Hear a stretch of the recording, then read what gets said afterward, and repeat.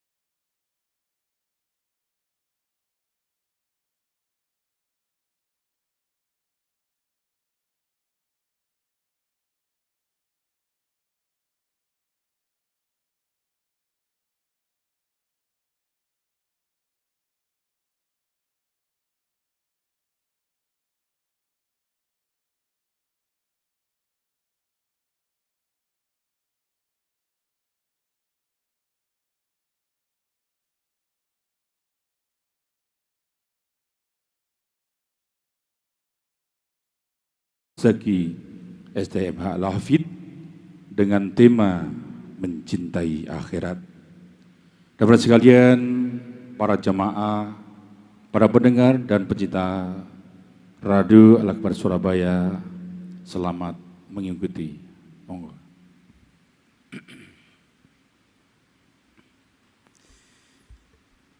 Assalamualaikum warahmatullahi wabarakatuh.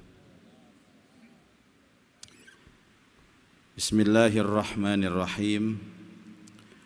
Alhamdulillahi rabbil alamin.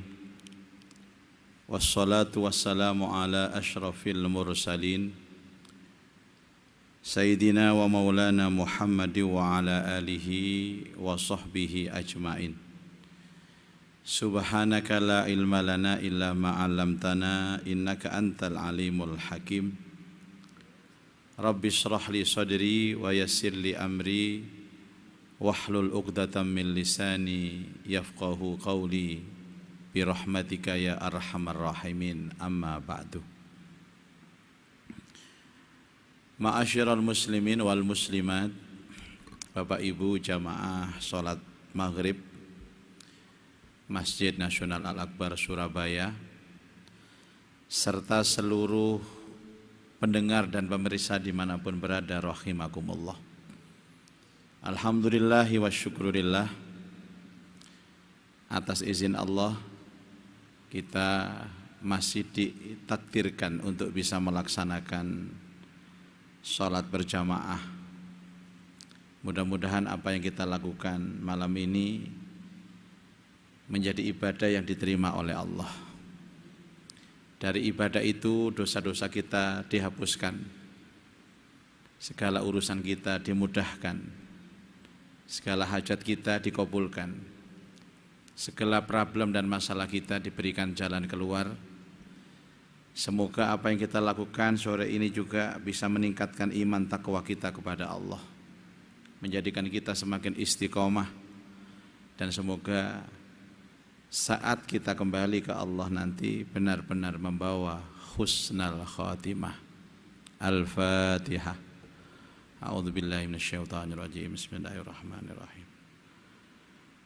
Alhamdulillahi rabbil alamin arrahman. Iyyaka na'budu wa iyyaka nasta'in.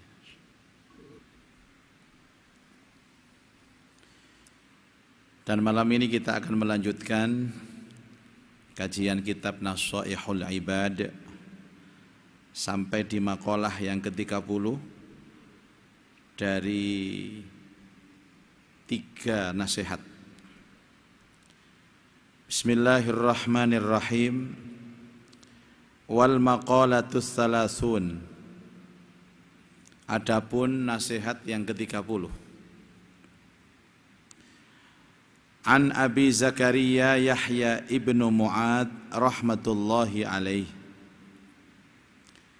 Dari seorang yang bernama Abi Zakaria Yahya bin Mu'ad rahmatullahi alaih. Abi Zakaria ini generasi tabi'in. Generasi tabi'in itu berarti muridnya sahabat. generasi kedua dari Rasulullah. Generasi pertama sahabat, generasi kedua tabi'in, generasi ketiga tabi'ut tabi'in. Kita ini generasi keberapa, Pak? Generasi gak karu-karuan. Nah, beliau mengatakan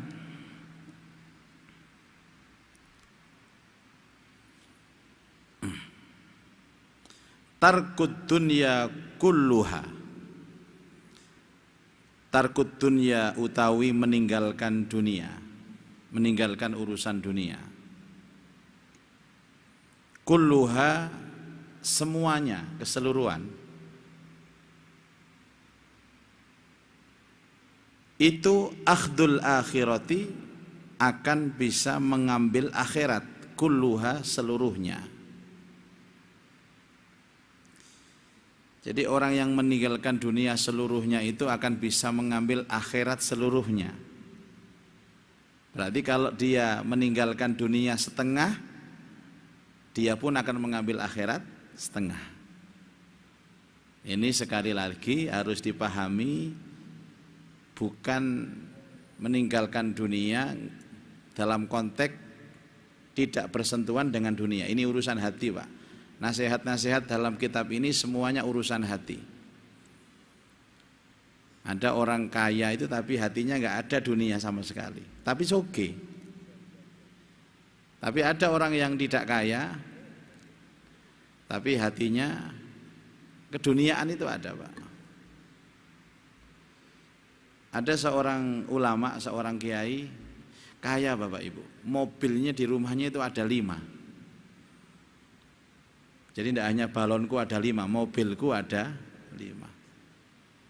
Dan mobil ini mereknya enggak merek-merek biasa, Pak. Ini pokoknya enggak saya sebut mereknya lah. Karena enggak sponsor dari pengajian kita ini. Kalau sponsor ya saya sebut.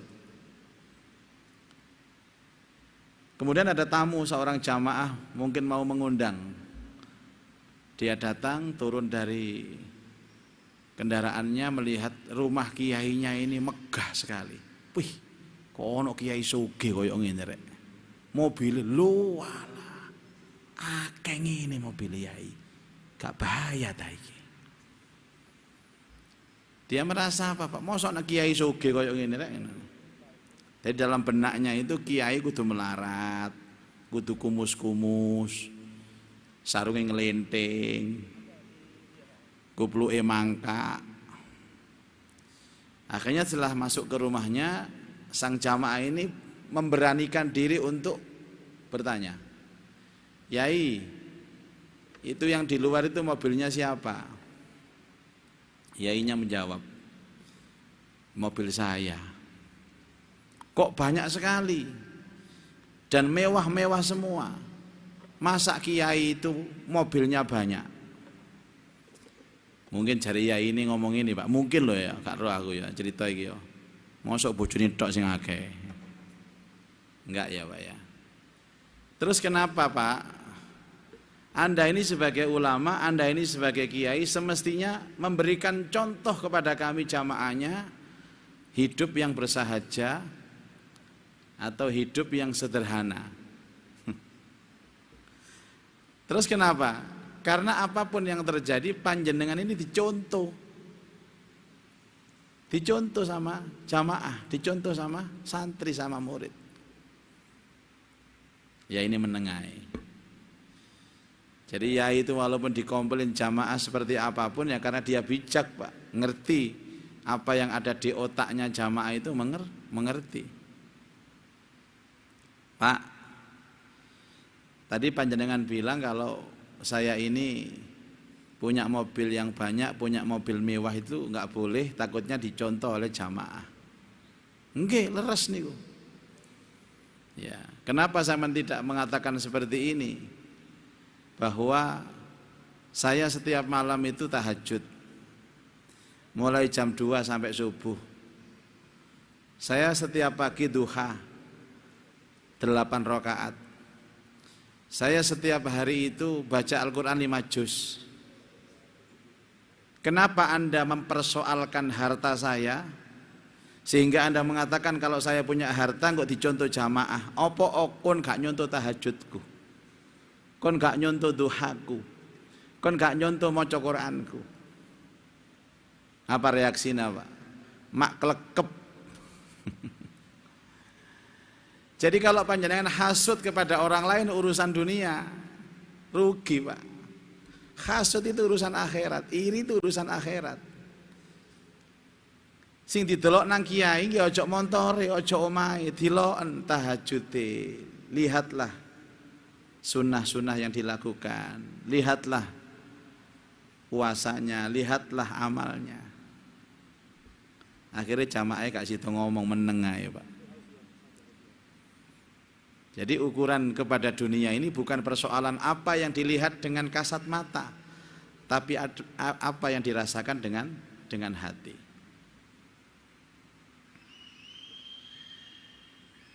Kan style itu banyak sekali, Pak. Ulama itu ada ulama yang stylenya style mewah itu ada. Stylenya mewah. Salah. Nah, kalau ulama ini begini, stylenya mewah tapi dia tidak mencontohkan tentang tahajudnya, nggak mencontohkan tentang ibadah sunnahnya, nggak mencontohkan tentang akhlaknya, niki keliru. Ya. Kira-kira sama nyontoh kula nyontoh apa nih, Pak? Nyontoh jenggote. Tidak lah. Saya punya guru itu kaya raya, Pak, Bu.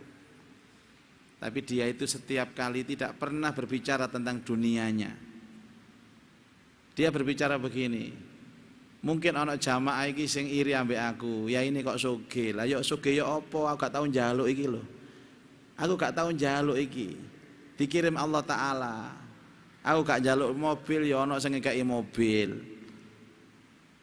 Aku gak njaluk iki dikeki iki. Ungkapanane omah iki elek terus ana sing bangunno. Terus sing salah kiai napa, Pak? Jawane kiai ini kon melarat ae lah. Jadi contoh melarate ambek jamaah. Tapi ada style kiai itu yang memang mencontohkan kehidupannya itu bersahaja. Rasulullah Shallallahu alaihi wasallam itu kamarnya saja kecil. Ingat Bapak Ibu, di sekitar Nabi Shallallahu alaihi wasallam itu ada sahabat-sahabat. Dan panjenengan lihat sahabat Rasulullah itu. Ada sahabat yang memberikan contoh apa? Kaya rayanya, hartanya. Semisal Utsman ibnu Affan, semisal Abdurrahman bin Auf, semisal Abu Bakar As-Siddiq. Tapi dia zuhud kepada dunia. Ada yang mencontohkan bukan karena kayanya, karena ilmunya. Siapa itu?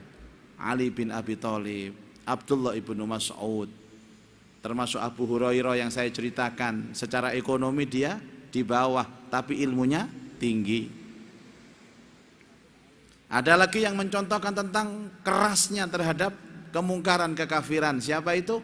Umar ibnul Khattab, Abdullah bin Zubair dan lain sebagainya. Yang ada di sekitar Nabi. Itu kan potret contoh, Pak Bu nggih. Nabi juga demikian. Enten Nabi niku sing suwoge nggih enten. Sulaiman. Sing ganteng nggih enten. Yusuf. Sing warok kesannya hidupnya sederhana, Ayub. Agar hamba Allah dan umatnya Nabi Muhammad itu bisa mencontoh ini potret, potret. Dadi nek sampe sakniki sugih ya niru Sulaiman, niru Abu Bakar ngono. Nggih. Nek pinter ya niru Nabi Musa, niru Sayyidina Ali.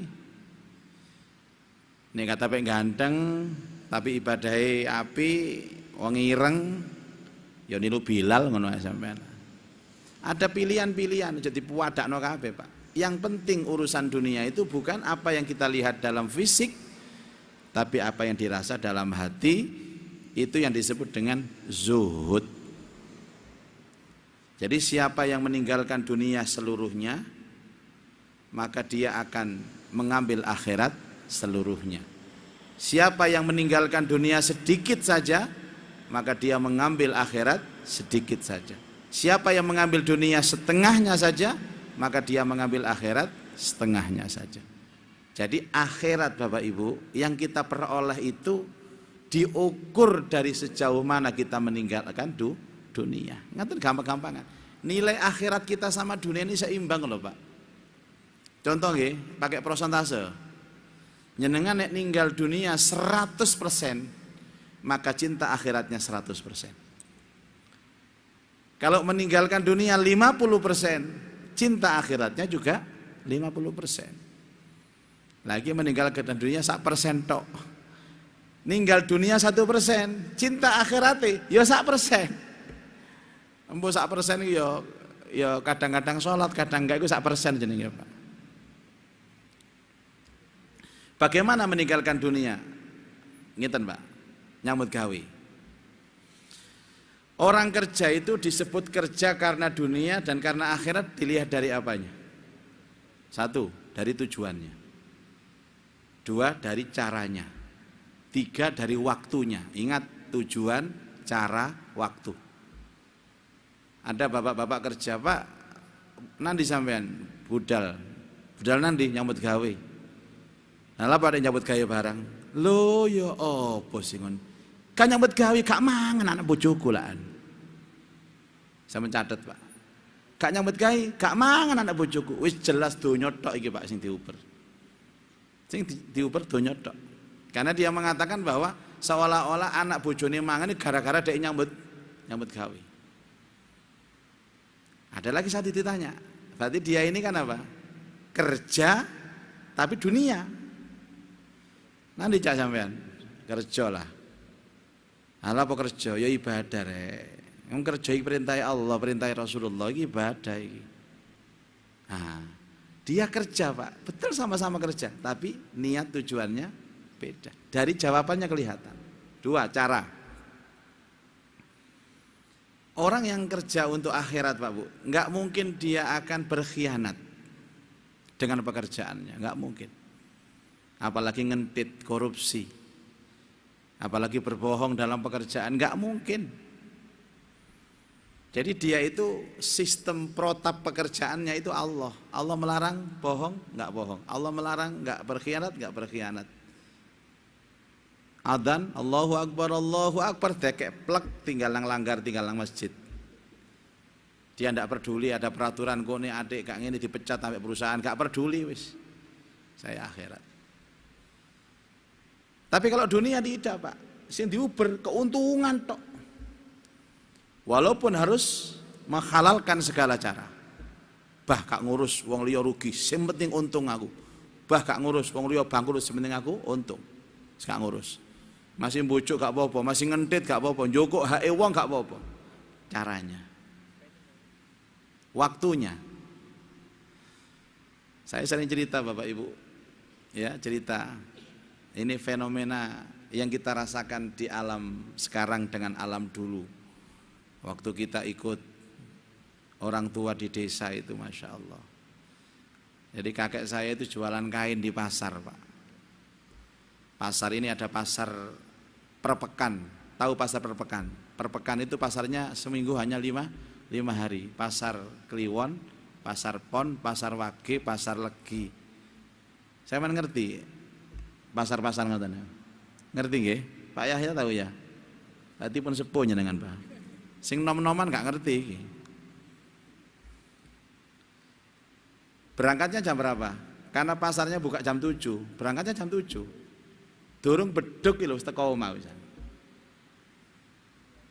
Iku nyambut gawe cara apa nek saiki nyambut gawe cara apa niku, Pak? Tapi anake 14 sih. Anake 14 mangan kabeh, kecukupan kabeh. Coba. Sakniki mboten, Pak. Budale tak durunge subuh. Teko omah mari isak. Anake mek loro tok. Utange lecek.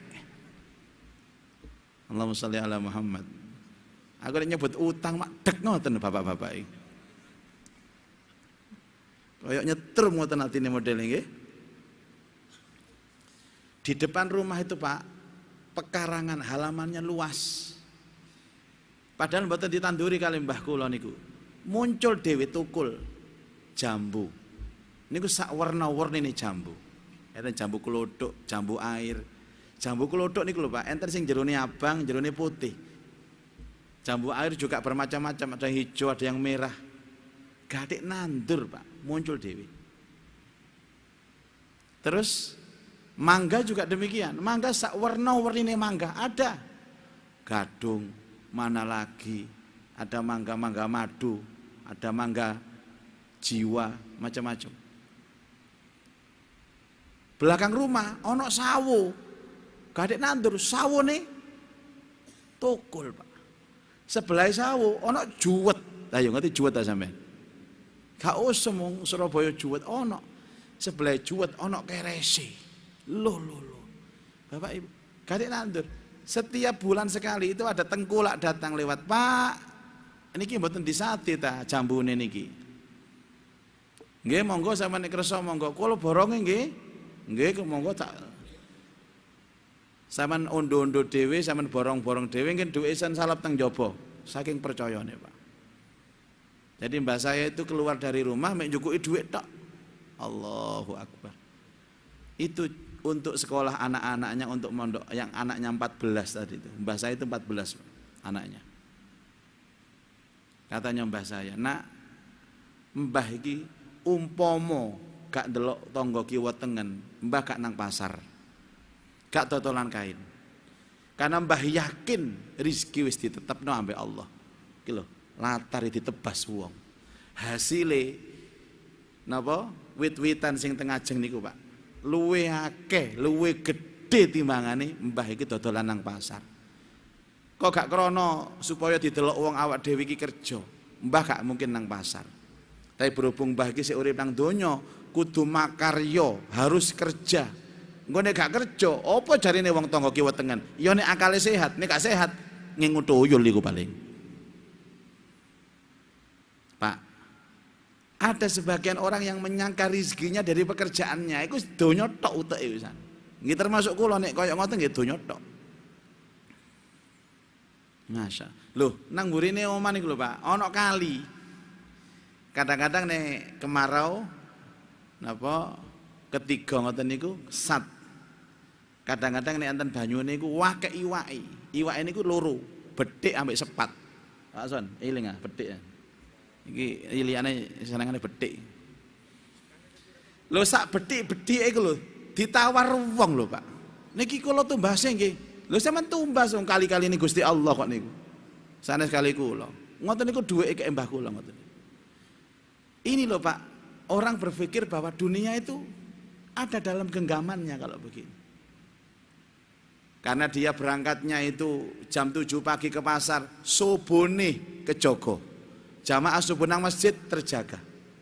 Karena pulangnya ke rumah itu sebelum azan duhur, duhurnya terjaga. Habis duhur, qailulah, sunnah tidur. Karena qailulah fresh. Karena qailulah itu kan dalam penelitian kesehatan adalah tidur untuk recovery. Sehingga metabolisme baik, asarnya bangkit ke masjid. Masjid maghrib sampai isya kok sampean ngeten iki, lungguh nang masjid. Ngeten Pak. Dunyane oleh, akhirate oleh. Ngene iki, ini namanya meninggalkan dunia dan mengambil akhirat. Mboten dipikir dunia niku. Iki nek gak krana tangga kiwa tengen aku gak nang pasar mbah iki. Niki nguruki ilmu ngeten mbah niki. Sebab mbah yakin kalau rezekinya mbah ini ditanggung sama Allah. Tapi kan gak enak ambek tangga-tangga disangkano mbah iki ya apa. Sangkano wali. Ya ternyata wali-wali daya itu. Itu yang disebut bahwa orang bekerja yang disebut meninggalkan dunia ya, dan bekerja dengan dunia dilihat dari tujuannya, caranya, waktunya. Bapak Ibu, panjenengan nggih ngapunten ya padha-padha iling-ilingan ae. Nek sampean nyambut gawe, Pak. Sampai mulai niku sampai dawalu. Terus kehidupan kok tidak ada peningkatan. Sampean pikir apa yang saya lakukan selama ini? Mungkin niat tujuannya keliru. Niat tujuannya bener, mungkin carane sing keliru. Carane tak delok wis apik, oh mungkin waktu waktune sing keliru. Masya Allah.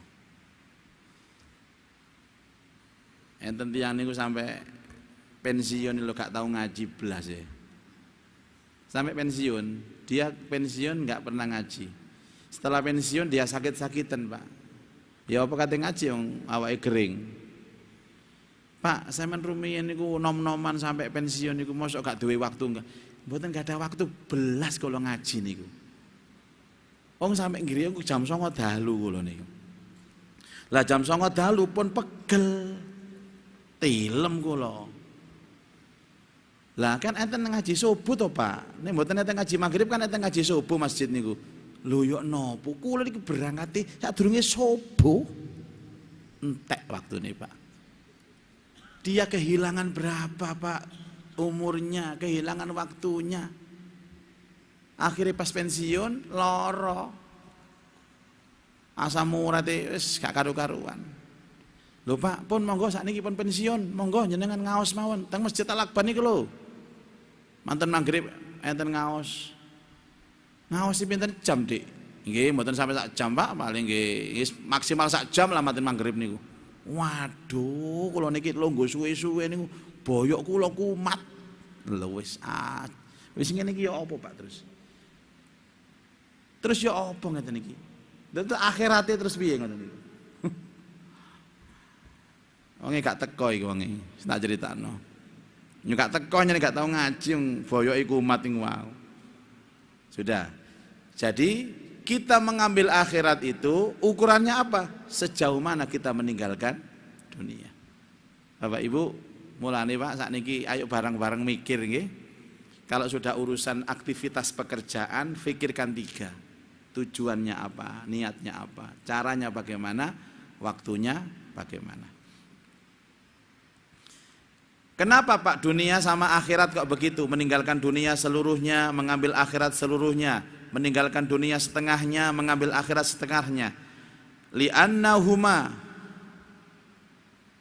karena sesungguhnya dunia dan akhirat itu kaldurrotaini, seperti 2 musuh. Kalau dalam rumah tangga itu seperti madu. Tahu madu? Orang laki-laki punya istri 2. Istri tua, istri muda. Kira-kira dipethuk ngono akur? Sing pengalaman critakno. Bojone loro, kira-kira nek bojo mbok wek ambek mbok enom ketemu terus akur, sayang-sayangan, terima kasih ya Dek, kamu telah ikut membantu saya merawat suami ya. Ngono kira-kira? Apa cakar-cakaran? Selama ini loh, pengalaman siapa loh ya Pak? Kalau gak pengalaman no. Yang ada itu tukaran Pak, itulah dunia dan akhirat. Gak iso kepethuk.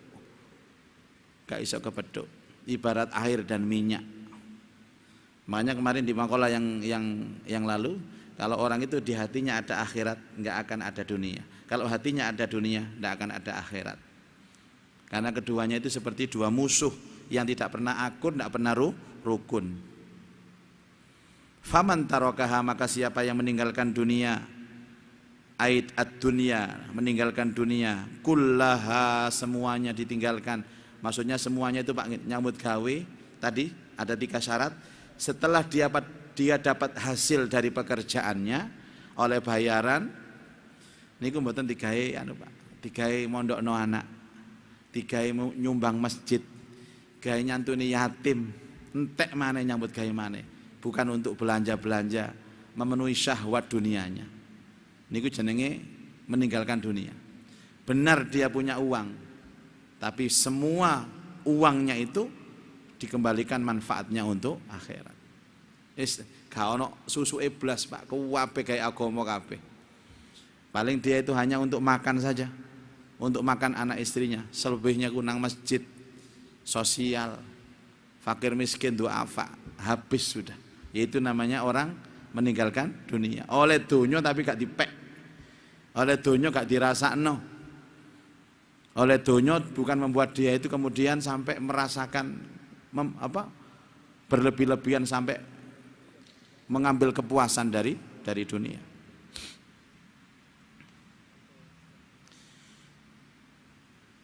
Faman a'rada 'anid dunya, barang siapa yang berpaling dari dunia. Jadi kalau saya menerjemahkan Pak, wong sing ninggal dunia itu justru nyambut gawe ini temenan. Karena dia yakin itu ibadah. Otomatis kan ibadah kan. Jadi dalam otaknya, saya bekerja untuk ibadah. Saya harus serius. Saya kerja keras. Karena semakin keras saya bekerja, semakin keras saya ibadah. Kan ngoten nggih logikae. Berarti apa? Orang yang meninggalkan dunia justru giat bekerja. Gitu maksud kula. Giat bekerja. Tapi nek kelentam, kemal, kemul. Justru dia itu Pak. Di hatinya kan nggak ada sedikit pun kepingin ibadah. Sing wedok ngeluh ndelok sing lanang koyo ngene Pak. Jadi orang yang dasian jenenge nyambut gawe temenan niku salut saya Pak. Ketika hatinya niat ibadah loh Pak. Bukan untuk niat supaya dapure ngebul, supaya anak bojone mangan ndak. Usaha mari kerja ngaji pisan, waduh tepak pisan. Sampeyan gak pegel aja mari kerja kate esuk gorong muli mampir nang masjid gak. Lah apa kok gak pegel? Ya justru aku ngaji ki tambah semangat aku. Jos pokoke iki. Masya Allah. Ngoten Pak jawabane Pak. Iki sing kemul-kemul mau lho Pak nang omah kemul. Ya gak ngaji arek iku, ya kemul-kemul tok aja nih.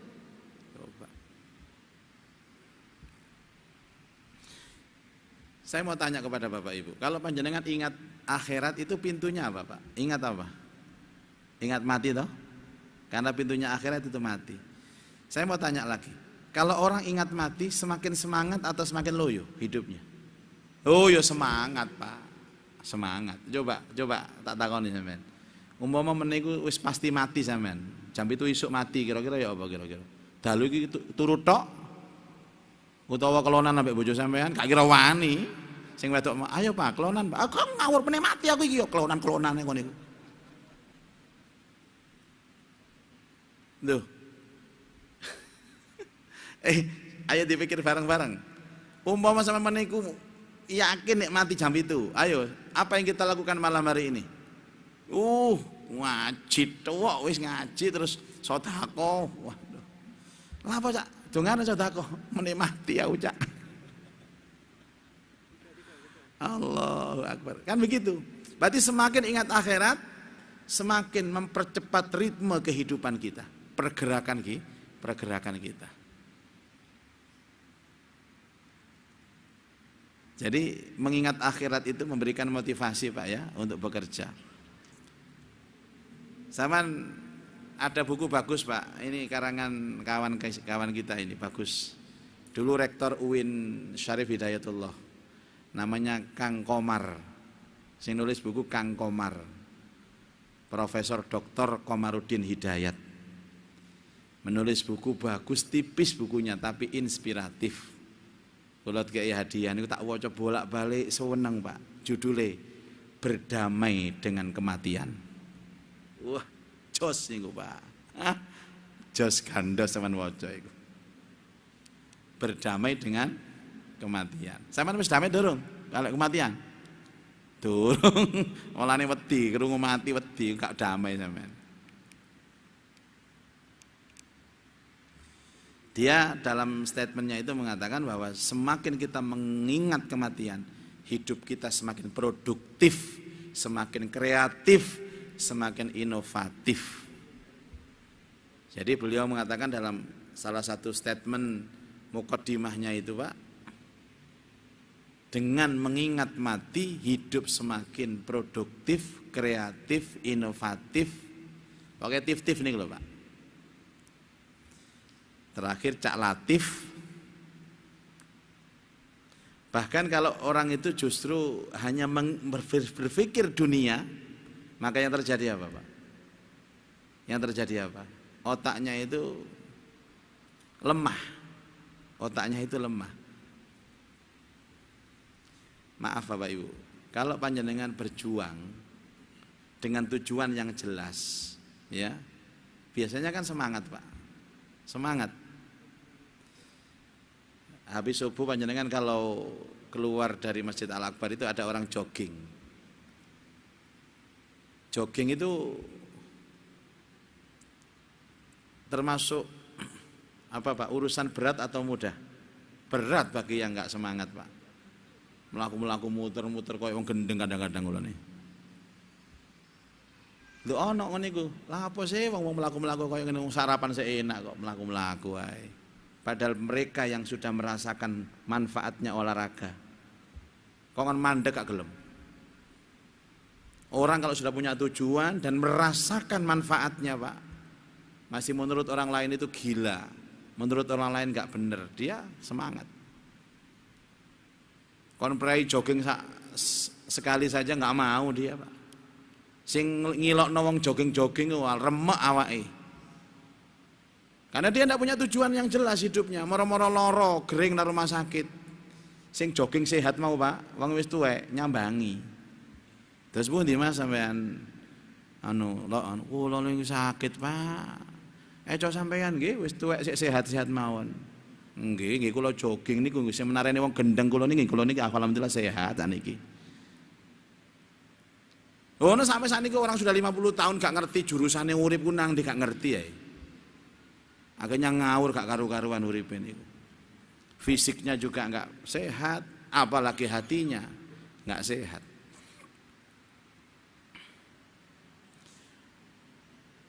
Barang siapa yang meninggalkan berpaling dari dunia bil kulliyah seluruhnya, ahabbul akhirah hubban katsira, maka dia akan mencintai akhirat dengan cinta yang sangat banyak.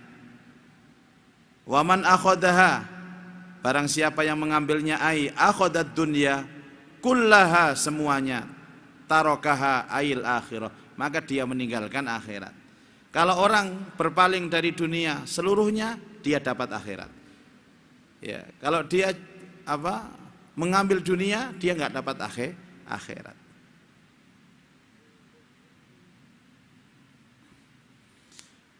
Faman ahabbat dunya, barang siapa yang mencintai dunia bil kulliyah seluruhnya, arada anil akhirah bil kulliyah, akan berpaling dari akhirat seluruhnya.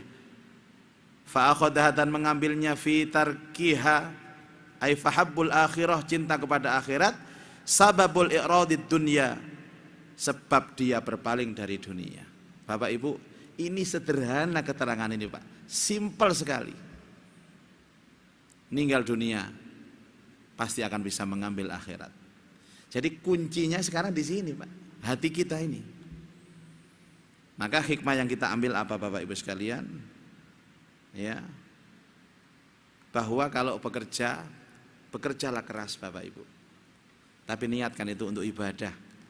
Pikiran kita hanya untuk akhirat, untuk masa depan yang panjang, bukan masa depan yang pendek. Saya kira ini makalah kita hari ini, semoga memberikan amunisi ya, memberikan kekuatan, semangat kita untuk terus berkarya, terus bekerja, tapi noto hati pekerjaan dan karyanya ini berorientasi untuk akhirat. Wallahu a'lam bishawab. Kita lanjut dengan dialog. Monggo Ustadz Son Haji. Oke, silakan Bapak yang mau bertanya. Bola langsung disambut oleh Pak Yahya. Assalamualaikum warahmatullahi wabarakatuh. Waalaikumsalam warahmatullahi wabarakatuh. Mohon maaf Ustaz. Iya, monggo apa? Ingat mati lu ya. Mati? Ingat mati. Oh, Masya Allah, ingat mati. Ustaz, jadi kesimpulannya adalah baik dunia maupun akhirat dua-duanya harus ibadah saja. Harus? Ibadah. Ibadah. Ada di Iya. konsep ibadah. Iya. Pada tataran dunia niat, cara dan waktu itu harus contoh yang Iya. ibadah. Dan pada tataran akhirat juga taat pada Allah dan iman dan sebagainya. Iya. Seperti itu Ustaz. Mohon maaf. Terima kasih. Iya. Jadi ghoyah, tujuan itu akhirat Pak. Ini kan hanya instrumennya saja. Ini jalannya saja. Jenengan ini dunia ini bukan tujuan akhir. Ya. Tapi ini adalah jalan, thoriqoh saja. Makanya apa Pak Bu ya? Orang itu kalau mengaku beriman kepada Allah, pasti dia beriman kepada hari akhir, itu pasti. Gini Pak, gini. Jadi gini, nanti di rumah ambil ballpoint sama kertas, kemudian ditulis tujuan hidup saya akhirat. Itu yang besar, akhirat. Oke, seret. Terus untuk menuju akhirat perlu instrumen dunia. Dikasih cabang. Bu, zaman jadi petani ya macul. Jadi ini dunia saya macul, tapi seret akhirat, maculku kanggo akhirat. Terus punya toko, jadi jual apa? Jualan apa? Saya jualan seret akhirat, seret. Kemudian kalau saya sebagai guru akhirat, dunianya itu banyak. Maklaran akhirat, mbonok maklaran akhirat apa itu jenenge? Semua. Sehingga apa Pak? Ketika dia mendapatkan dunianya, mboten entek-entekno kanggo kepuasan syahwat. Kepuasannya itu justru hasil dari dunianya, karena dari awal niatnya kerja untuk akhirat. Oleh niku Pak, ya balik nang akhirat. Sedekah untuk biaya pengajian, biaya berjuang, biaya sembarang kalir. Lah sekarang ini banyak penyakitnya apa? Dikira donya iki ya siking, oleh duit wis tak rasakno, mangan enak, wis pokoknya kepuasan entek golek maneh, entek golek maneh. Ndak ada yang berefek ke dalam hatinya. Ya ini yang rugi. Jadi mulai sekarang kita sudah paham Bapak Ibu bahwa justru semakin mengingat akhirat, semakin kita itu akan ada semangat kerja keras. Karena semakin kerja keras, saya semakin mendapatkan uang yang banyak, dan uang itu untuk akhirat saya. Ngeten Pak. Jadi kalimatnya tadi dari Mas Komar tadi apa?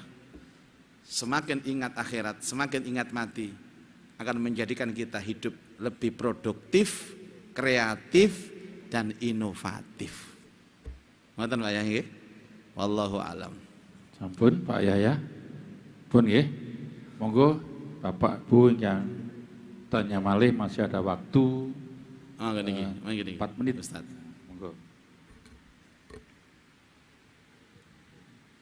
Assalamualaikum warahmatullahi wabarakatuh. Assalamualaikum warahmatullahi wabarakatuh. Mohon izin bertanya Pak Kiai.